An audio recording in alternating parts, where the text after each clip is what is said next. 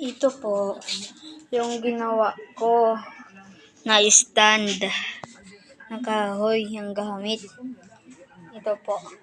Kanina ko po ito ginawa mga 11 to 1. Napagawa alas 11 ako.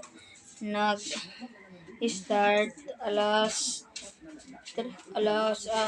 alauna nakatapos. Ito po. Kaya bumibitin siya dahil dito sa pako na nilagay ko. Ito po na bakal na pako. Yan po yung linagay ko. Tapos kaya kung paglilinis na ako, madali na ayun, kanina ginlinisan ko na.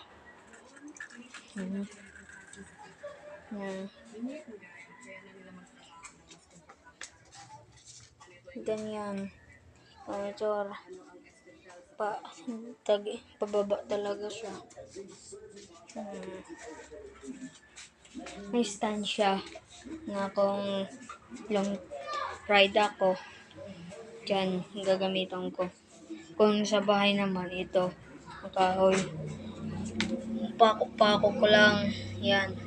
Yung kailangan yung kahoy, isang mahaba. Depende yung kailangan nyo. Tapos, kahit anong haba ng kahoy, pwede yan. Tapos, dapat magpantay dito. Dapat dito. Na gitna talaga siya. Tapos, papakuin mo naman. Dito sa ilalim. Dito naman. Yan, bumubuka bulaklak. Dito naman, pako naman siya. Yan. Yun na.